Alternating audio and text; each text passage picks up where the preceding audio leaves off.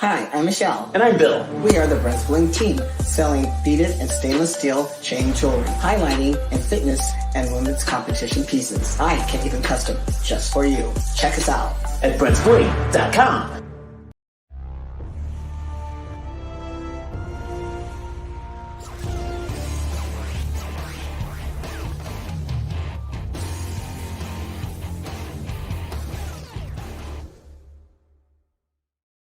And we are back here live for another edition of Heavy Muscle Radio. I'm Dave Palumbo, and I'm joined, as always, by the technician, Chris Aceto, who has a brand new ring light, and we can actually see him today. That's amazing. Yeah, we can't guarantee the internet connection, but we can guarantee that that I have the new $29 Amazon there you go. phone holder with the ring light, so I can now look less gray. I love it. This is a gray shirt. Previously, without this light, Dave, I'd just all blend in. It took me like 5 years to get me to get you to get rid of the BlackBerry and get your iPhone, whatever one that you bought when they were up to already like, I think 8 or 9. And then what are you up to now? Are you up to an iPhone 12 yet? I got to 13. Oh, 13. Okay. So you're only 1 year behind, which is pretty good. Yeah. So, I only use it for texting you about your wife and my wife and the universal issues of lives. You know, the funny thing is the one thing that you shouldn't cheap out on is your phone, because you're on the phone probably as much as I am, because you do all your business, through the phone, whether it be real estate or competitors or posting on Instagram, because you do a lot of that. So you actually need a good phone to do that. I have an iPhone 13. I'm pretty proud of myself. And you need to have the latest filters, Chris, too. So when you put the when you put the pictures up of your competitors, that you can put the right filter on it. Yeah, no, the filters are my eyes. My eyes are expert filter. I have a built-in filter remover. So when someone posts up pictures of them 5 weeks out from the Olympics, people ask me, "Is so and so going to look like that?" I said, "No, I use the built-in filter in my eye. Take off their filter." It's almost impossible not to use a filter. It's hard to figure out how not to put a filter on the pictures. Yeah, no, because you notice by default they want to add a filter to your pictures, but then you have to take it off. Is that what it is? No, they offer there's a couple like prefabbed like filters you can pick. I never use those because I think it's like overdone. It looks too doctored up. Yeah, it looks like the picture of Blackman in MD where he looks like Clark Kent. Yeah, But I wanted to you did send me a very funny video. Anyone who's been married for quite a while will appreciate it. Or twice, Dave, me in your case. Yeah, we couldn't get it right the first time. Let's play this video. Hold on. Oh, I hate that they don't start these things. Hold on. He's like, I ruined the punchline already. She was probably, I'm sorry, can you stop breathing so loud, honey? He's like, she was probably, I'm sorry, can you stop breathing so loud, honey? He's like, Dave, when they were dating, that topic, he could have snorted like a pig, and that topic would have never been. What happens is when you're with someone for a long time, the little nuances about them that you thought didn't matter, I guess, start to annoy you, or at least some people. It doesn't bother me. I'm in my own world, as my wife would like to say. You too, I'm sure. You're in your real estate world, and I'm in my little snake world or whatever. I'm in my cave, Dave. People laugh. I've been meaning to move into a downtown office, but I'm in a cave. When they say man cave, I'm in a cave. I'm in the worst room of a borderline mansion, and in a room with radiators. My mother used to call my father's like little place where he would go down to do his writing, because he would write till 4 a.m. at night, the great American novel. She called it his hole. It wasn't even a cave, it was a hole. Well, before they came out with man, first they came out with cave, and then people would like soup it up and then call it a man cave. Yeah. Your father he was the originator of it. The hole. Go down to his hole. That's back when people smoked cigarettes. It was I couldn't even go. Either pipe smoke or cigarette smoke. It was so intense in that room. It's like it was like Bob Grushkin's house. You couldn't go in there. And it was a little small room that I guess when we bought the house, the owner had turned half the garage into a little. I think they must have made it a room for one of the kids. So my father turned it into his study. He had bookshelves in there, all his books in there, and he had his typewriter and the manual typewriter that you had to you had to lift weights just to be able to strike the key. Oh yeah, that's right. You had to bang on the keys. It wasn't even electric. It was like manual. It was, Dave, it you was are like aging Thomas yourself. Jefferson probably typed on this Because thing. people do not know what a typewriter is, and they don't know what an electric typewriter is. But I will say this: the first time I moved to electric typewriter, it was like going from regular steering to power steering. Yeah. My father had cars that had no power steering in them, and then when he got power steering, he bought a Buick. Yeah. Yeah. And you could turn the wheel with a finger. I can't even find the funny thing is I can't even find a picture on the internet. They don't even have pictures of these typewriters. Dave, ask Jay next time you speak with Jay. Yeah. What was the best driving vehicle? And he's had a million of them. What was the best one you ever had? What did you say, Buick? He had a giant Buick. It was like a used. He got it somewhere, and it had cloth seats. And it had seats, Dave.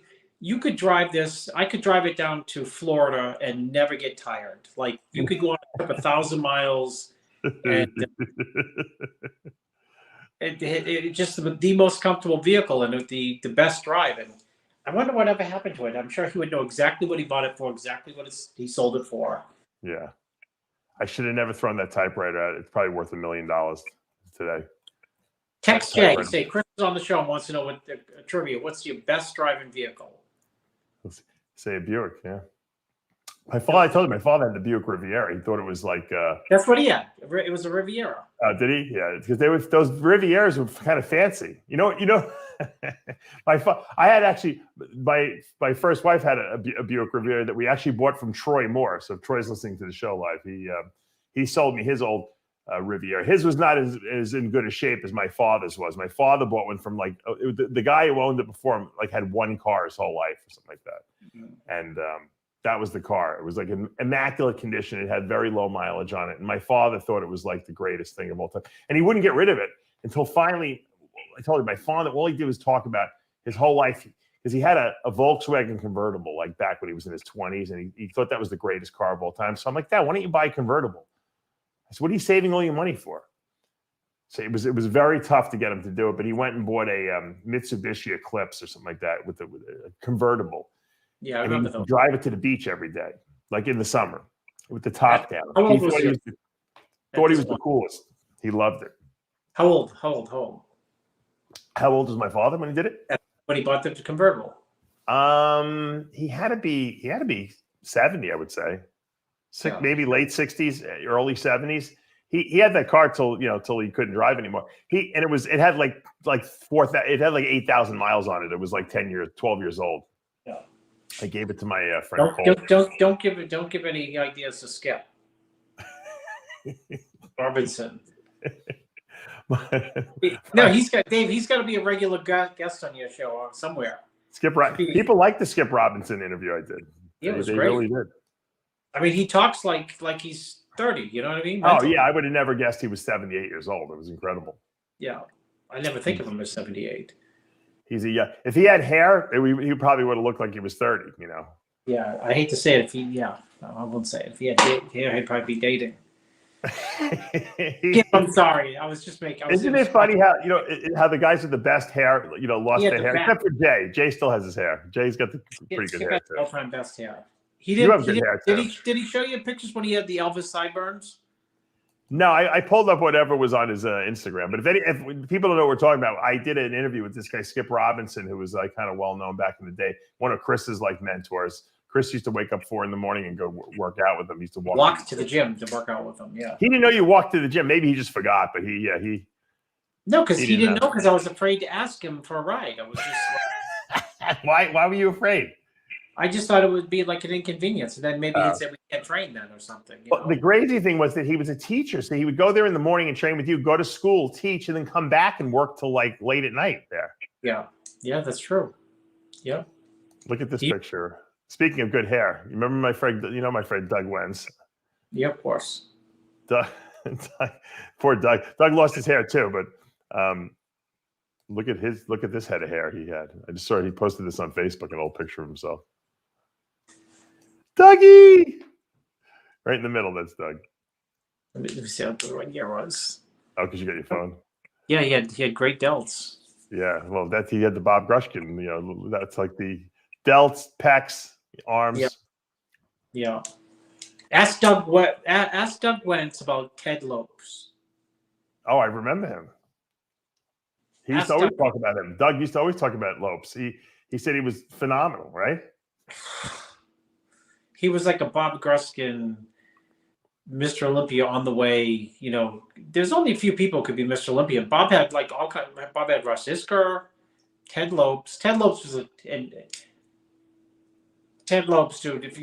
If you know when people go like this, well, how would these guys in the Olympia do against you know, the Olympia guys from like 9 years ago? You could look at Ted Lopes' pictures when he was a teenager and say, like, how would he do against the guys in the Nationals right now? He would win.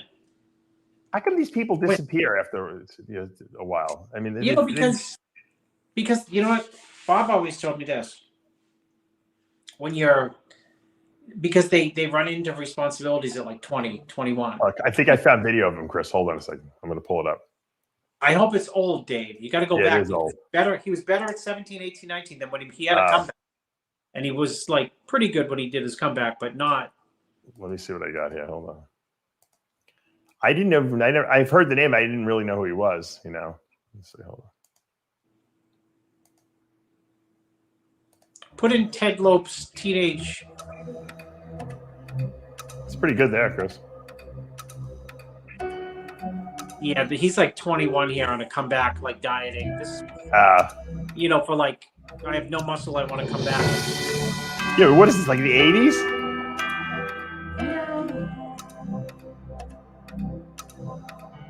He's probably like 22 here, but he was as good when he was 17 or 18. Yeah. 19 rather. That's pretty good. All right, let's talk about Ramy for a minute. Ramy seems to be reinvigorated. He's, you know, gave a pretty impassioned speech on Instagram about how, you know, he's got the heart of a champion. He's coming back. You know, people shouldn't count him out. By the way, he was speaking surprisingly really good English too. So his English has really improved quite a bit. And I guess my question for you is, do you think Ramy's going to win this thing? I think he's a strong front runner. The dynamic, of course, you know, is the junior Ramy is Nick, you know. So,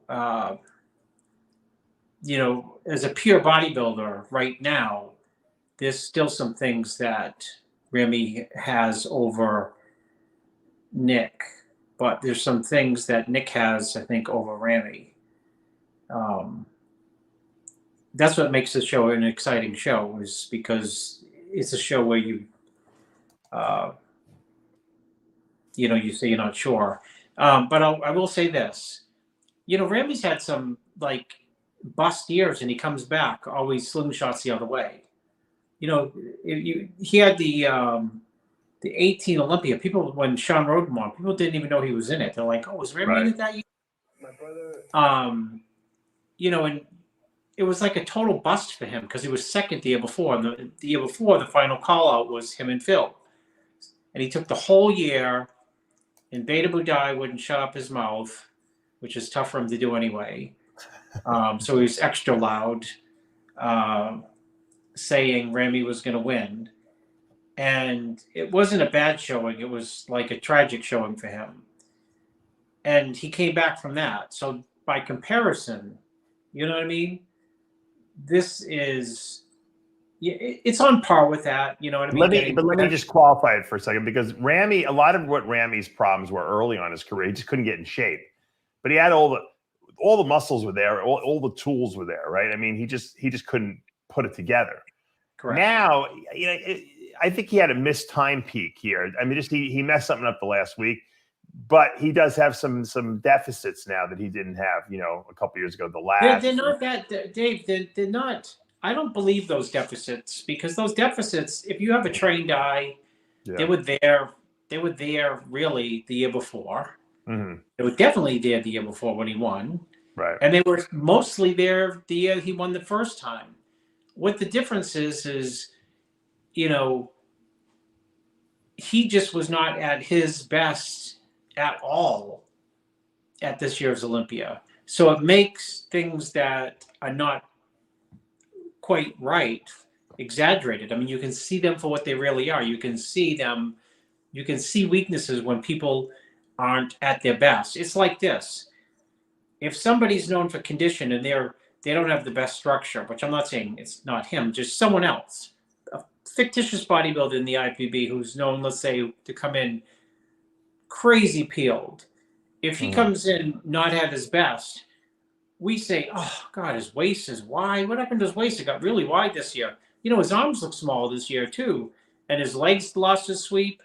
And in reality, is he just was not in the condition to hide all that stuff. Yeah. Yeah. That's 8 weeks out. Yeah, there you go. I mean, that's on par to be phenomenal, right? Yeah, we said that at the Olympia, too. We said what? That we were looking at the pictures leading up to the show. And we said looks like he might be unbeatable, you know? Yeah. Well, off the air, I said he's beatable. I hate because everyone's you know, the consensus is always wrong when you say people are unbeatable. I see George Farrer wrote a comment in Arabic to him. Yeah. Well, you can translate it too. He translated it too to make sure everyone knew. God bless and protect you with your pure heart. That's George moving in on the action. I love a good comeback. I hope we see him come back. Yeah, no, I mean it's I get all right. Let's move off Ramy for a second because I mean everyone loves Ramy. I mean you can't not like the guy. The guy's got he doesn't. I've never heard him say a malicious thing about anyone. You know, so you can't not like Ramy. But I think what a lot of people are the most intrigued by is the whole Andrew Jack phenomenon. And we touched a little bit on it last week when I was asking you because, you know, you've been working with him now for 2 weeks or so. Chris Cycle Lewis is always sending me updates from the gym workouts. And he said he's been really, you know, hitting him hard in the gym and he's responding well. So we got the Chris Cycle Lewis, Chris Aceto, Andrew Jack team. How's it going? And what are you seeing from Andrew? Better, worse? I mean, give us some insight. People want juicy details about Andrew Jack. Well, at the end of the day, you know, I'm not saying no. At the end of the day, he's, you know, he is pushing back against Chris. You know, I know Chris. Chris wants to just absolutely crush him, and part of it is to see where he's at mentally, right? And then the other part is to see, you know, can he really handle the training that Chris wants to put him through? Yeah. And on both of those counts, you know, I would say Chris would grade him as an A. You know, he's you know, he takes the training and he pushes back. You know what I mean? Where, you know, Chris is pushing him as far as Chris thinks he needs to be pushed. And some people are just not going to be able to get off the canvas, so to speak, and do the workouts, and he's doing the workouts. So I think he'll be his best, possibly by a mile, all because of me. No, all because of being a radical part of that is, I think, you know, the training. And I told Dusty Hanshaw the other day, I said, you know, you can't really, you know, you can't diet yourself into a Mr. Olympia type of physique. The training's got to be there. And the crazy thing is, Dave, was like, you know, the people I've helped over the years, so many of them were like just wild trainers. You know what I mean? Mm-hmm. Just balls to the walls, no pause button. You know, you have to see it in the gym to see it, like, you know, the training, whether it be like very intense, very heavy, very voluminous. There's something about people's training, you know, who make it to the top that you say like, wow, that's impressive. So he's training with Chris and things go good. You can see from that shot, you know, I think he's big. He's getting harder. You know, he's got a month. I would say, I thought today in pictures, he was probably at his best, regardless of having competed, you know, like So he wasn't really peaked out where he was burnt out. You know how like some guys get to the point they were so lean that they like just can't repeak. He never really achieved that level of conditioning. So no, I think his best is coming up in 5 weeks. I think his best look so far is today. I think today's his probably best look. That includes having been on Olympia stage. I think he's better now than he was on stage at the Olympia. So, I mean, what do you get there? 8th, 9th, 8th? Yeah. So, I mean, he's better.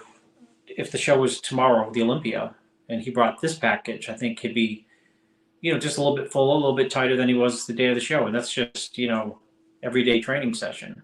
Yeah. That's Psycho Lewis training him right there.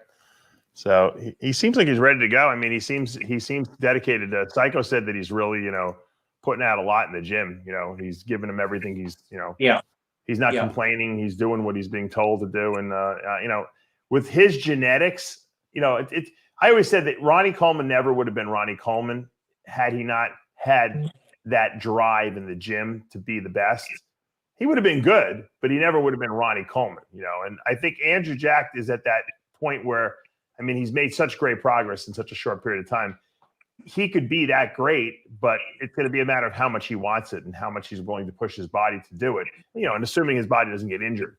But I think he has that tool set, that genetic tool set to go pretty far. I always thought that I never saw Cedric train in the gym, but I have a feeling if Cedric had trained like Ronnie Coleman, he probably would have been 8-time Mr. Olympia, probably. I believe if Cedric had trained with Chris Lewis or even Charles Glass or Jose Raymond, you would have seen 5 Olympias consecutive. Exactly. I think Cedric liked to do that's actually right out of Sean's mouth. That's not out of my mouth because Roden said that too. Yeah. Because sometimes you need to in any profession you need somebody to show you and to guide you. You can't be Mike Tyson and just be have knockout power. You have to know how to harness it. How to harness it, when to apply it, when to turn it down, when to turn it up. You got to know what you're doing with it. Someone can't give you a jet as a birthday gift and you can go out and fly it. You know what I mean? Right. You got to know. You got to have someone else show you. And sure. The case with Cedric is, I mean, if he was training with Chris, it's crazy as I don't know. This has got Chris Lewis. Chris Lewis and I go way back. He can tell you, with Sean, stars line up on things. Does he not? Does Andrew not look like Sean in that white? Yeah, no, I was going to say the only other person I have ever seen wear white in the gym is Roden, right? With those ear things, with the big giant. You gotta have, you have to have such a perfect physique to wear like light sweats like that and actually look good in it. Most guys look good in darker sweats, but these guys have such small waists. They can wear that and look amazing. Tony Freeman's another one who can. Oh yeah, Tony would wear bright yellow, right? Remember those yellow suits, track suits he would wear? I'm like, man, that's why people always ask me like, whose physique you like. I always said Tony Freeman because I would see him in the airport walking in these track suits. I'm like, this guy looks like he's playing professional football or something like that. Or you would never know he's a bodybuilder. He looked amazing, His waist was like 29 inches, 28 inches. It was crazy he was 6'2", I remember That's flying. perfect physique. I remember seeing him in an airport one time, and he had all red, and a red baseball hat. So I didn't know who it was, and he didn't look that big. He looked big, like someone tapered. I didn't know it was Tony Freeman, and I got up close to see who it was, and it's like, oh, Tony, it's you. And he looked at me like, what are you talking about? Well, because you just saw someone, you pulled the Grushkin. Like, who's that guy? Maybe a new talent. Because he looked athletic. Yeah. It feels good when you actually notice a physique and say, well, that's a really good physique. And then you go up and you actually know the guy. It's like, Yeah. all right, shoot, there's not some guy that we don't know walking around who looks like this, you know. I remember when Evan Centopani came up to me at the Kennedy Airport. I think it was Kennedy or LaGuardia Airport. He was sitting right next to me. And you know me, I'm in my own world on my phone or whatever, talking to someone. And he's like, just started talking to me. And he's like, I had just gotten out of jail. All right. So it had to be the summer of, or maybe the summer or fall of 2005. And he had won the Atlantic States. And he said, and I said, oh yeah, you look pretty good. I saw his calves and stuff like that. And he's like, yeah, I just won the Atlantic States. I'm like, oh, really? I said, where else have you competed? He goes, that was my first show. He won the overall. And he showed me the pictures. I'm like, you look really good. He's like, yeah. He goes, I don't know what I want to do next. He goes, are you coaching people? I said, still? I said, yeah, of course. So, and then we just started talking, and that's how I started working with him. And I said, man, we should have you do junior nationals and then maybe USA or something like that, or maybe nationals. So we did work the whole year together. We did juniors. He won that. He did nationals at the end of the year. He was second to Desmond Miller. And then he came back the following year and won. But he was a genetic freak. When you take a look at this guy, and I mean, he has a physique that's impressive in the airport. You know what I mean? Yeah. And I didn't notice he was right next to me. That's how oblivious I am to everything. But then once I looked at him, I was like, holy mackerel, you know? Yeah. And he probably didn't say you're breathing. When you were right next to him, Dave, he probably didn't say you're breathing too hard either. No, he didn't say he was breathing. Chris, you know what? He was like 24 years old at the time, too. Yeah. You don't see 24-year-old kids walking around looking like Evan did. Evan, I still believe, could have been Mr. Olympia if he would have, if he would have desired to be Mr. Olympia. He had a different approach, you know, but took a little bit more of a conservative approach. But I think he had the tools to go all the way. I just think that it wasn't that important to him, you know. Yeah. Because he had everything. I mean, he had every body part. I mean, he needed a little work on his legs, but you know, not a lot. And I mean, he won, you know, New York Pro. He won a lot of pro shows. Well, I mean, he was overlooked in the Arnold when he was, I think he was third twice. He probably could have won one of those, you know. But he would disappear also. He wouldn't compete that much. And he would, you know, he was kind of like a homebody, you know. He didn't want to, you know, he didn't really want to go, you know, parading around as a bodybuilder. I think he liked kind of being more subdued. And that was his, you know, he started a family, he wanted to spend time with them. So, and I can respect that. But I do believe that he could have gone to that elite level. I don't know if he would have won Mr. Olympia, but he had the structure to win Mr. Olympia. Yeah, he had like a J structure, you know. Yeah, wide delts, triceps. It's amazing those New England guys that they all have that same structure. Dave, don't get me going. Bob lived in New England. I'm serious. Like his fishing grounds was New England. I'm dead serious. All these Boston, Connecticut, you know, guys, they're like weird Somerville, Mass, Braintree, Mass. Yeah, I mean, between Jay, DeMayo, remember the Matt McLaughlin guy was really good up there too. Yeah, there was an endless supply of good bodybuilders. Liquor, there's a lot of really good guys from up there. Yeah, but they have like freaky genetics up there. Those guys, monsters. They train hard because of the snow. It's nothing to do with the winter. You know what? You're right. The training intensity. It's the bulking season. People would bulk in the winter and get ready. You know, you'd be into forced bulking because of the weather. Do you remember the first time you saw DeMayo? I mean, he was a freak. People don't realize. People thought he was all legs. He had a really good upper body too. He had some of the best triceps maybe of all time. You know, just crazy, freaky. You know, I just looked at somebody sent me tonight what they're using for anabolics, and it's mind numbing. And if I told him, you know, if Paul was here to text me what he took and I sent it to the guy would just probably never talk to me ever and say, oh, lying bastard. Genetics. Paul had great genetics. Yeah, I remember when he right before he won nationals, he was telling me, he came and did an appearance at my friend's store, and we were talking anabolics, and he wasn't on anything excessive at all. Not even, I was surprised actually. You know, he was like he was on a decent cycle, but he was nothing like that would be like anything close to what guys take today. Not even, He just was a freak, and he loved to train. That's what it was. He loved to work out. Love to eat. Yeah.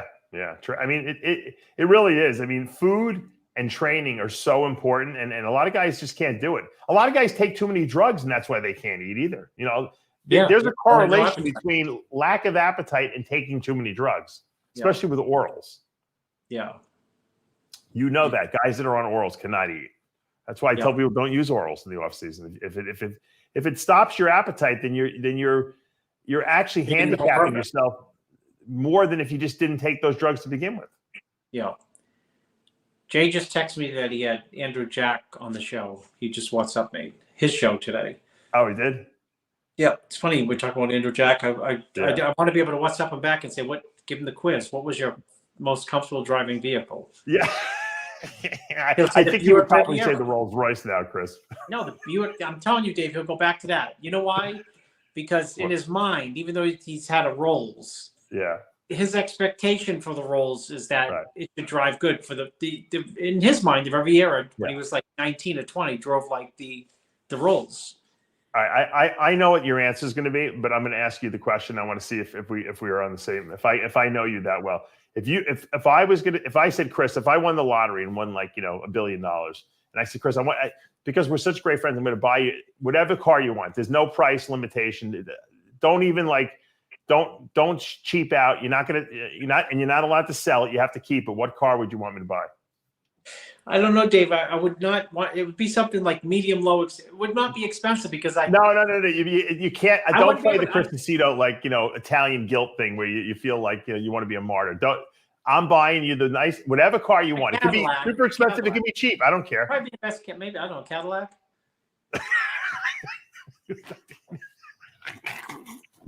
I should have written it down on a piece of paper. I don't know why I should. He's gonna say a caddy because that's probably your father when you were growing up. Your father's like, if I only had the caddy that all the mafia guys have, right? The Italians loved Cadillacs. Yes, that was the. And my uncle, who was a bodybuilder, right, never competed, but he had. There was before I met Skip Robinson, I trained at my uncle's barn or whatever, his garage. And my uncle had, when he started his business, he was in plumbing and air conditioning. And right out of from the get-go, he had a Cadillac.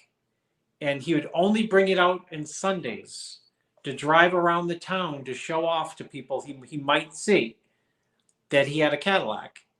And that was the Italian, to have a Cadillac. All the mafia guys had Cadillacs. That was the big thing. Drove great too. They did drive. Yeah. It was like a drive at a couch. I agree with the viewer who said, ditch the caddy, get a Bugatti. I would say the Bugatti, probably Byron. Yeah. I think Arnold had one of those. Listen, I don't know how to run the loop light here for the show. So the Bugatti might have to. Did you see me? Yeah, I posted an Instagram video of shopping at the discount store. with holes in my shoes, and then I said, I'm trying to save some money to put. I think I said Bugatti to put gas into the Bugatti. I think that the truth is that Chris really is not cheap, but he likes to live cheap so that he can tell the story about how he doesn't waste his money on stupid things. But you're really not like if you went out to dinner, you would spend money on food, though, right? Oh yeah, I'd go to the most expensive place for sure. Yes, You're selectively cheap. You're selectively cheap. Yeah, I'm selectively cheap. It's Warren Buffett, Rudy. As soon as you heard that Warren Buffett drives the same car, it's like in your head, now you have to drive the same old car too. He lives in the same house. Me too. I've been 20. He probably has the wallpaper from 1975 on the wall too. The store's been there for 20 years. It's the same. That door's inside. Kitchen for 22 years. That door's an antique already, though. It looks good.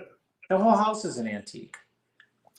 If you probably sold your house and moved out, probably someone would very wealthy that would buy it and come and redo everything, like not like modernize it, but they would just redo everything. It would probably look like the house was worth $10 million after they were finished. Yeah, instead of $9,999,000. This is the funny thing about you, Chris. You'll redo the apartment building that you bought to look insanely great because you're going to rent out the rooms. But Dave, you won't spend any money on your house at all. Dave, I've sent you pictures. I know. That's what I'm saying. Broken refrigerator door. And I say, rental or my home? Broken sink. And I send Dave a picture of a broken sink, and I say, rental or my home. It's like a game show. A pan and a spatula that looks like you bought it at like Goodwill, and I say, my house or rental. No, your rentals are awesome. Yeah. Listen, I just had a lady tonight. Yeah. She checked into an Airbnb. I take it personally. Yeah. And she said that there was a scratch on the table, and she saw mold. Oh no! In the shower. I just do this: leave the keys. I'm sending someone over in 10 minutes. I don't think you'll be satisfied there, and I want everyone to be happy. I will refund your money in full. Yeah, it's my nice way of taking people out. Yeah, because while my house is probably filled with mold, and I have like used pots and pans, and there's scratches everywhere from kids. She's looking for a single scratch on a dining room table and a close-up photo of what she thinks is mold, and saying, I can't, it's not what I expect. It's okay, good. It's not what you expect. Money back. Yeah. I have people who complain, like on Amazon, that the fiberglass cans are not full to the top. And are you serious? My wife explains that it was done by weight. I open up potato chips for my kids, and it goes like, No, my wife is explaining to these people that it's by weight. She's like, you take the scooper and see if there's 30 scoops in there. And if there's not, and maybe there's something, because sometimes with Amazon, these people send back things that they open, they take the stuff out of, and they try to they reseal it and stuff like that. So sometimes the scammers, but usually Amazon catches that. But invariably, it's just people that don't understand that products are sold by weight. So if the thing might not be filled up to the top, it doesn't matter. That doesn't mean that it doesn't have 300 pills in the bottle, So first evaluate whether you got what you paid for, and then realize, and then argue. And then these people, they'll just keep fighting with you. It's unbelievable. Of course. So of course, that's why I'm not ready for. I don't fight. That's why I said just leave. I'm sending someone. Don't please. Customer's always right. It's easier to do. What's going to happen? She's going to have to. I mean, I don't know about the fiberglass, but she's going to have to go look for a place now and spend twice as much because I'm fair, especially this time of year. Or she's going to get a place, and it's not going to be what it's. I know what my places look like. I just don't put up with people's nonsense. When you have that many places that you have to it's impossible to you're not going to catch every little detail. So I mean, you try to be perfect, but you know what? You're going to have to write off a certain amount of just people that are going to be disgruntled for whatever stupid reason. Like I've seen some of the comments that people gave, on there was no toilet paper, or they didn't think the right toilet paper was right. Remember you told? Oh yeah. You said, why don't you go buy a roll of toilet paper? I'll reimburse you for it or something like that. Yeah. No tissues, or they've said one bedroom was, too bright. You need blackout curtains. And, Yeah. I'll give another Chris Aceto. Let's see if I get this one right.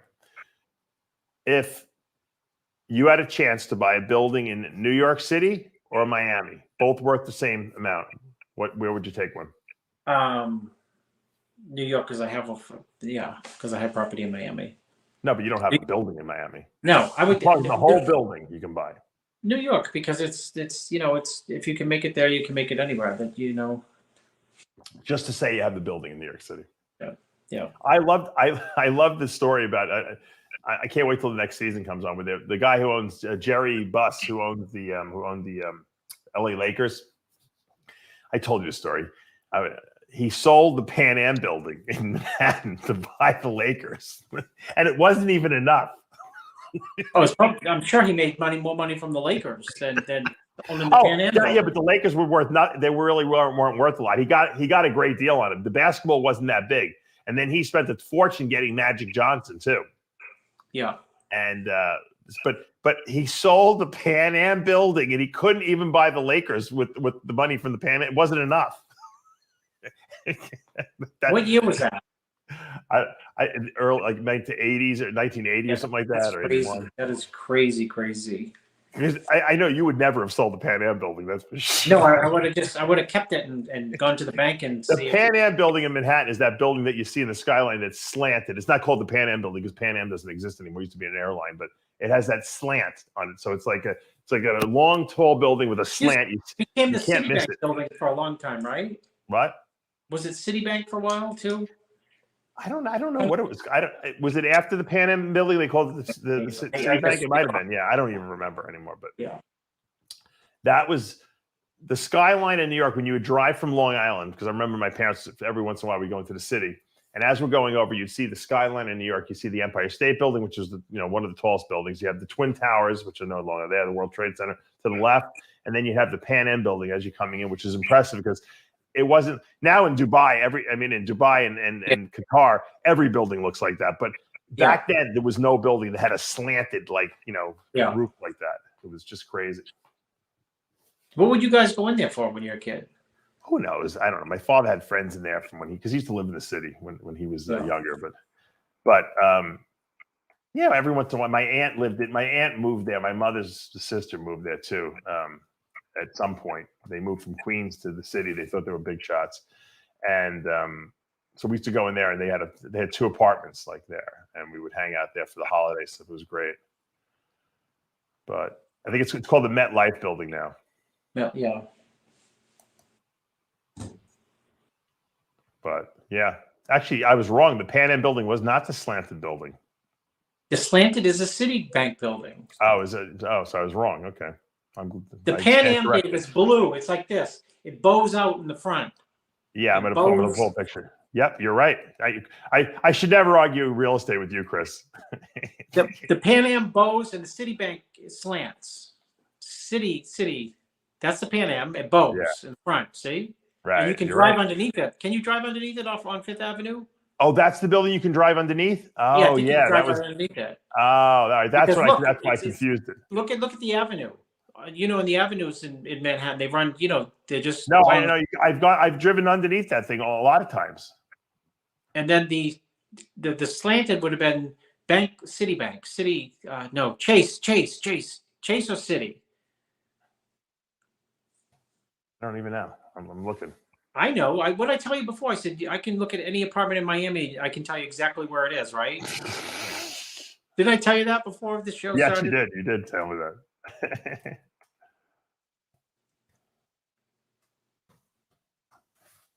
Well, now it's bothering me. Now I got to figure out what it is. Slanted roof building. City or Chase? Chase, because I think Chase is City or Chase. City. It was one of those big New York banks. I've been in the lobby with Bob Gruskin. I ate at the coolest building was the World Trade Center. Sucks that it's gone, but I went there I ate on top of that Windows on the World restaurant at the top of the building. Years. What a great view that is, man. I'm so happy I went there once and experienced that because that was some building. All right, let's get back to the Arnold Classic now. Yeah. All right, so we got Andrew Jack, we got Ramy, okay? Yeah. And Nick Walker, I'm at least I'm billing him. I think he's the favorite because he's the highest placing Olympian guy. But that could be a mistake. Is that a mistake, or do you feel that Nick Walker is the guy to beat at this show? No, I think he's the guy to beat. And it's so funny. I've underestimated Nick Walker from the second I saw him. I remember seeing him at the North Americas, and I'm thinking, what a big, ugly physique. When he first turned pro, yeah. Yeah, no, even before he turned pro. I think the year before he might have been placed in the top 5, and then I just mentally he didn't even register with me on my radar. And then the next year he won, and I thought he had a Fred Flintstone physique. Right. What does that mean? Explain that. What that long arms. His arms were too long, and his legs were too short, and his torso was too off. Like Fred Flintstone has a long torso. Yeah. And but Fred Flintstone's pretty big. Like when you watch the Flintstones, he's bigger than usually the other guys. So he did. Listen, I know exactly because I know how many times I was wrong with him. Then he did the Chicago Pro, and he got 4th, but they lined him up for him to be 6th, and I think they moved him up at the night show, and he was like really, really hard, and it exposed his Fred Flintstone-ness to some degree even more, because we were talking about Ramy, the condition should hide the flaws. You know, like we were talking before, like at the beginning, when you were like really good, the flaws that might be there that you might not pick up on because you're, you know, the condition hides a lot of that. Right. So he went after Chicago. I think he took all that time off. Did he go to the Arnold? Oh no, New York Pro. Yeah. And he had like a totally different physique.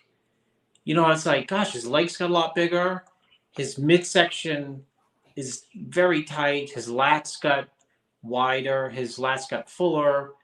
His back got more depth. A lot. He improved a lot. And then he went like to the Arnold and he made even more improvements. And I was like, wow, that was quick, because the New York Pro was not too far from the Arnold.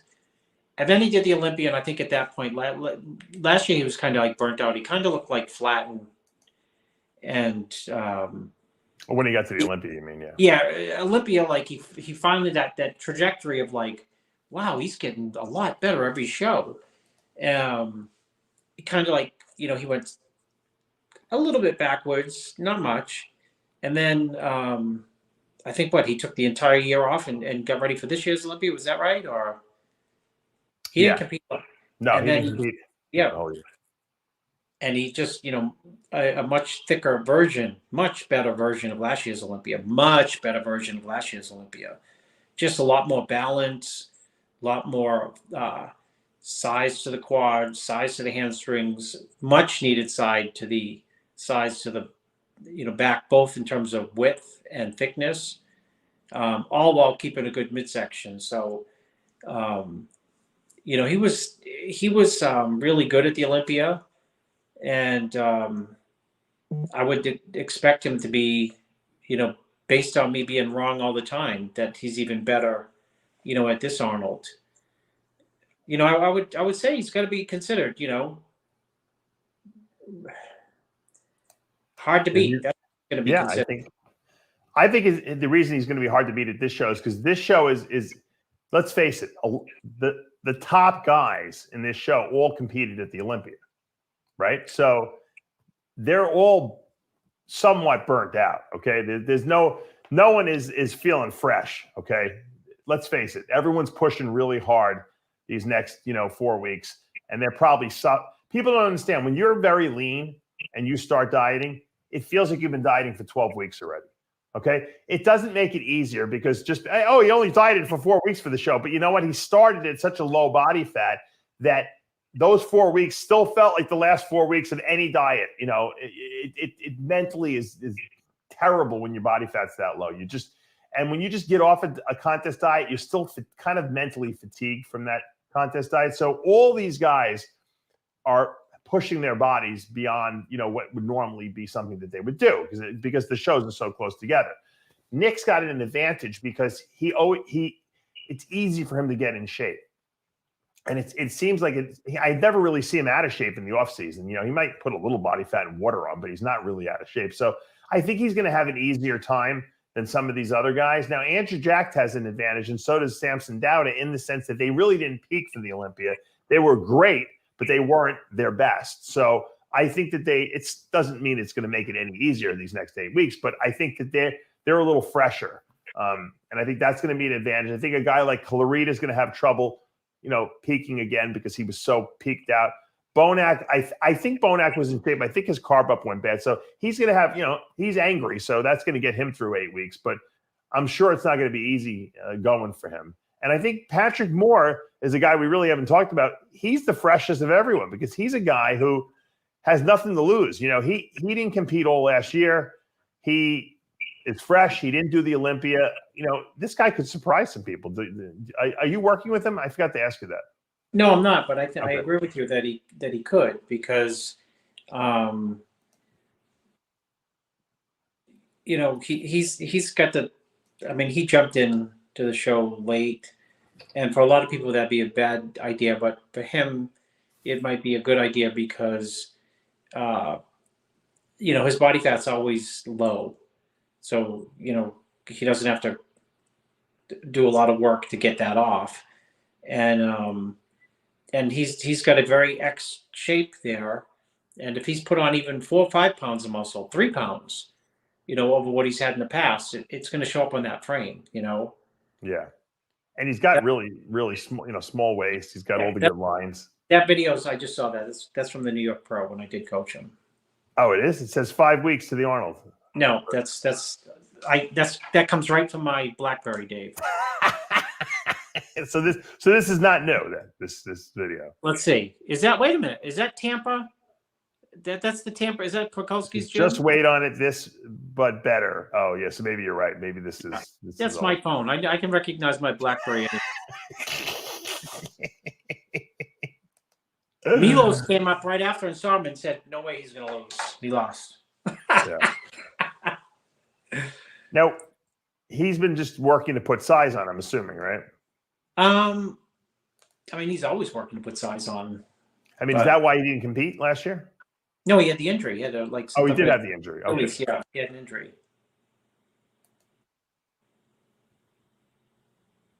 He could be, a dark horse,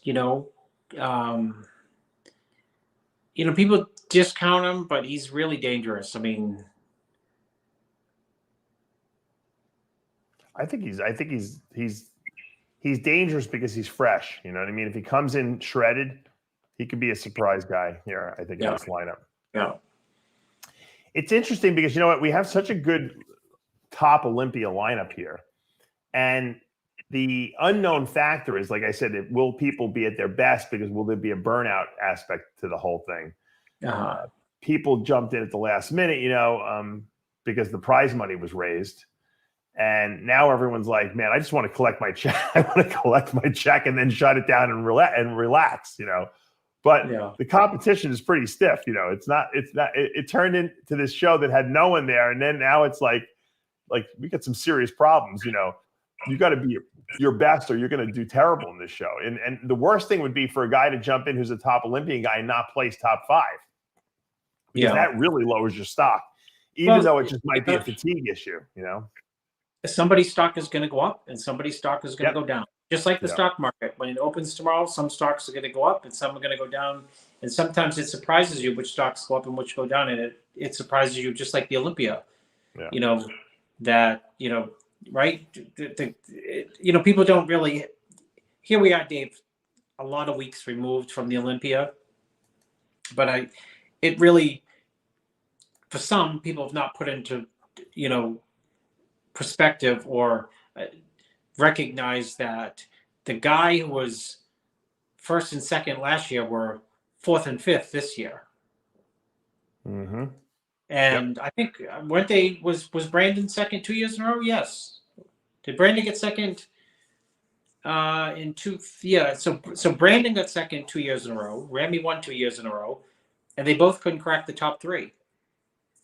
True. And the guy who was first and second was a 212 3 years ago or 4 years ago, and the guy who was second was a 212 1 year ago. What do you think we're going to see from Samson Dauda? More of the same, which is improvements, good.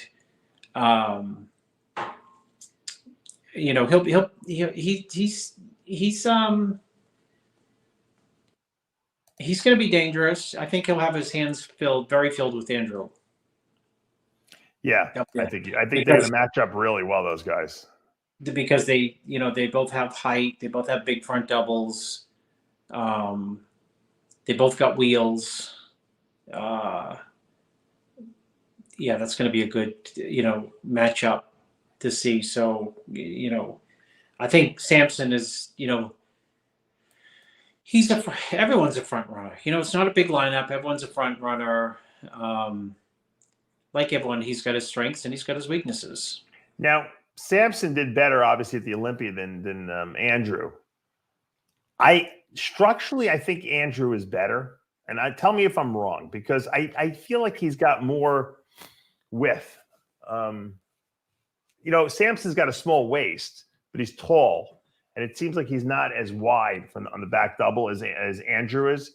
But I think Samson's got more, like his physique is more complete at this point in time. So I don't know what trumps what, when they're both in the best shape of their life. Yeah. Well, that's why I said you got to see him, but you really have to see him because Samson's improved so much, in the last 3 years.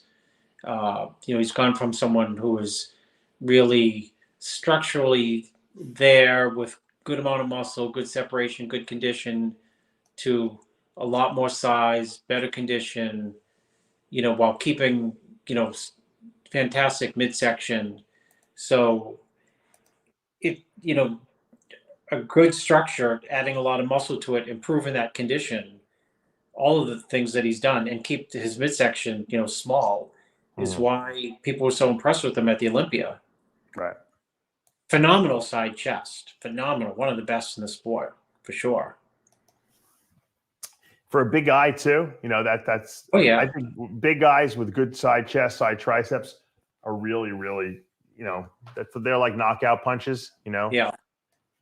So I think that the winner will be determined in my mind on the back double bicep. That's what I think. Yeah. Whoever wins that pose of those top guys we've just talked about is going to be the guy who's going to win the show. Yeah. That Mannion and Weinberger, they love back poses. If you can win from the back, Well, the issue is, a lot of shows are, I hate that cliche, but a lot of shows are won from the back just because there's so much to see in the back. You can hit a front double and a front lat spread, and everyone's got their strengths, weaknesses. I don't know what you think. This guy's first, second, third. What do you think? Third. I have the guy third first, guy second, right. fourth. But when it comes to the back double, there's no real hiding the shot. No. And you have to weigh in their, glutes and hams, and conditions are a big factor. And same thing with the back lat spread. It's width, but you got to have glutes, hams. Yep. So. That's why Derek and Hadi was so, really Derek. I thought Derek was probably the best from behind in terms of. He had the better back double. Yeah. Hadi had a better back lat spread. Yeah. For sure, in my opinion. Hadi sacrificed a little conditioning for size, I think, at the Olympia, which worked. Hadi, this was not Hadi's best condition by. It was not his best condition. It was not his second best condition. It was not his third best condition. It might have been his fifth best condition, but it was his best look for sure. Yeah. It's so weird because other people could have tried to come in. It just probably goes to show you how peeled out of his mind he's been since he turned pro. Yeah. Because remember when Phil Hernan won the USA against Titus? Yeah, well, green trunks, Dave. He had a big big back lat spread, right? He wasn't really. He was like Hadi. He was hard, but he wasn't like crazy hard. Not shredded. Shredded. No, but he was so round and full and dense, and there was no denying him. No. So that was like for some reason that win reminded me of Hadi winning the Olympia. Yeah, super full, dense. Yeah. And what's so funny? If you probably saw, I'm guessing, but if you saw like Phil Hernan backstage, even if you saw Hadi backstage, I was backstage with him. I was in the show. You probably thought like he's not hard enough. No, I thought I was going to beat him. Matter of fact, he came. I told you the story before. He came up to me at the night show when he realized I didn't make the top 5 because he saw I was upset. He's like, I got to be honest with you. I'm not just saying that. I don't have to come up and talk to you. He's like, I thought you were going to win the whole show. He goes, I couldn't believe how shredded you were backstage. He goes, I just want to tell you, to give you a compliment. You don't know me, but this is before he won. He said that to me. So I thought that was a pretty class act. He didn't have to take time to step over to me, but he knew he wasn't in the best shape there, but it was enough to win, Yeah, definitely enough to win. And enough for Titus to throw his trophy back. So Titus, I get news for you, Titus wasn't in the best shape either, so he left the door open. He could have won that, Titus, if he would have come in harder. Yeah. But in Denver. Same thing with Hadi. Hadi gambled on bigger because he had to go against Ramy, and it actually worked to his advantage. It worked. It was like genius because, it's so funny as he's been peeled and, and people will just say, yeah, but, just quite not big enough. And this was like hard enough where he was big enough, Mm-hmm. Yeah. Yeah. Look, you got to be at the right place at the right time. I got news for you. When Dexter Jackson won the Olympia in 08 and he beat Jay, I didn't think he was the best he's been. Yeah. He was like a little fuller. He was not like crazy Dexter Jackson hard, but he was the best guy there because Jay was off. Yeah. And that was the year Victor was injured, right? He was out. Yeah. So Dexter was at the right place at the right time. And like I said, I still don't think it was his best look. I think he had won the Arnold that year. I think, right? And he was great. I thought he was way better at that show. But didn't matter. He was the best guy on stage, and that's what matters. Hottie was the best guy on stage. He won the Olympia. Will that look win next year? Maybe not. Maybe it will, but I wouldn't risk it. If I was Hottie Chupin, I would try to come back with the Hottie Chupin conditioning that we're used to seeing, because I think he could leave the door open and he could lose if he comes back. Yeah, well, I think next year, we're going to find out in 5 weeks who are the, you might get 2 new front runners, and maybe not for this year's Olympia, based on the results here. If Ramy wins, I think it's pretty much the same. It's like everything's status quo again. However, if you get a guy like Nick Walker who wins, that's got to boost him up quite a bit. Same thing with if Andrew Jack to Samson Dauda plays top 2 or 3, that's going to boost their stock way, way up too. So I think that that's what we're looking for. Now, if people come in off because they are fatigued from contest dieting for so long, and a guy like Sean Clarita steps up and places top 3 here, that kind of that's good for Hottie, I think, because that means that no one really gets a momentum boost from this show. And everyone's like, well, Clarita's just conditioned, the out-conditioned. Everyone came in off, and Clarita did great, and Clarita looks like a hero. But then that doesn't really do anything for these other guys that really are trying to, make a name for themselves and get some momentum from this show.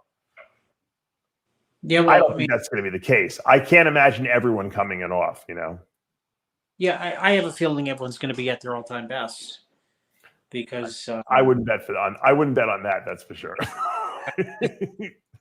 I wouldn't take that bet for $1 million. I wouldn't take that bet. That's my prediction. We've never seen a show, Chris, where everyone is at their best. I know, but there's a lot of people who could technically, be first or second here, and the money's good. We thought that was going to happen this year. We thought that everyone was going to be their best this year at the Olympia, and it didn't happen. Well, let's say the top 3 were at their best. What would you say is the Olympia that we saw the best conditioning from the top 5? Who had the best conditioning? No. Which Olympia can you remember in recent memory, because you have a pretty good memory, had the best conditioned top 5, would you say? I have one in my head right now, I'm thinking. Okay. There's not many to choose from. No, I'm talking top 5. Like everyone in the top 5 was spectacular. I'll give you a hint.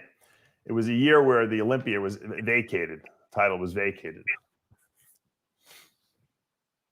Oh, when you're going all the way back to when in 98? Yeah, I think 98 was probably the best lineup of all time, because everyone knew that Dorian was gone, and everyone thought they had a shot to win the Olympia, which they did. Yeah. Ronnie was first. Flex was second, right? I mean, Nasser was amazing in third. Fourth was who? I don't remember. Who was fourth? Sean Ray? No. Lavroni? Lavrone, fourth. Lavrone was fifth, I think. Who was fourth? No, I think Sean was fifth. Oh, so maybe Lavroni was fourth. Maybe Cormier was right up there too. Yeah, I thought Cormier was higher in 99, but the point is that very rarely do we see an Olympia. And I think that this coming year, because Hottie won, I think we're going to see at this year's Olympia, everyone's going to be off the card. Without a doubt. Because they see vulnerability. Because Hottie is good, but he's definitely beatable. Ramy's a little bit more unbeatable because of the size of him. Yeah, people can smell blood. Yeah, we're going to see a crazy Olympia this year, I think. So yeah. All right. Well, we're going to wrap up today, guys. Thanks for joining us live here at Heavy Muscle Radio, as you do every week. Chris, we're coming up on on the 15th year of RX Muscle. That's going to be February 9th. That's our 15th. That'll be year 15 we're starting. I can't even believe it. I think we're the longest running channel now. We have to be. Well, MD, I started MD, so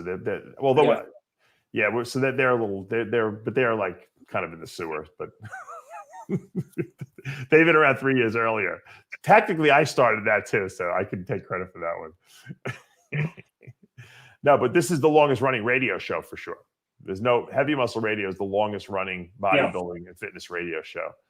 We except for still Carl can't, Lenore, who's got we his still show, but can't it's predict really the Olympia. People get critical because we still can't predict exactly 1st through 10th at the Olympia. You know what we should have next year, Dave? We should have a contest. Pick the Olympia in order and then give someone an award. Yeah, you're right. Right? I don't There'll think be some, and then that person, it could be a guy in his like mother's basement. He could pick it perfect. He's probably a great analyst, and we could have him on as a guest. We could say, why did you have high? How did you pick Ramy? You know, in 5th, and Brandon Curry in 4th when they were 1st and 2nd the year before, and you had the 212 guys in 1st and 2nd, and the guy could dice. Someone's out there, Dave, who would have picked that Olympia lineup once they get on. No one picked that. No one picked that. Believe me, it's very hard to predict Olympias, because there's a component of us not, unless you're living with these guys and seeing what's going on a daily basis with them. It's really hard to get a good line on who's going to be their best. And things go wrong at the last minute. It's very difficult to handicap these shows because of that. And but it's fun to guess. A lot of people don't even want to guess. I like to try to pick my top 5 because I know I'm probably going to be wrong, but it's fun to even speculate. Who I forget who put. I think Milos had Nick Walker out of the top 6. That was a. Yeah, it would have been brilliant if he didn't place top 6, but he did. So then, Milo said he changed his pick. I don't know, whatever the case. Who do you have first, Samson? No, I don't even remember, to be honest with you. I got to go back and look. He had an interesting time, but I like that he's not afraid to put his picks out there, and because that's fun. That's the fun part. The week before the show, picking who you think is going to be up there, and it makes it a little more fun and entertaining. We're going to be doing a show this week, I think, on Iron Debate. Lee Priest had mentioned on Iron Rage that he thought that they should get rid of the 212 class altogether and just merge everything. And especially given the fact that these 212 guys are doing better in the open than the open guys are doing. What do you think about that? No, I like to keep the 212. I just I don't think currently, but I think in the past, people who went from 212 to open shows were penalized for that. Now they're accepted. Would it be better, Chris, to do this the old fit way with Arnold's way? In other words, having a height class under a certain height, over a certain height, and then have an overall? That might be interesting. Well, the crowd would like it. The crowd would like it. I'm just trying to think. Like,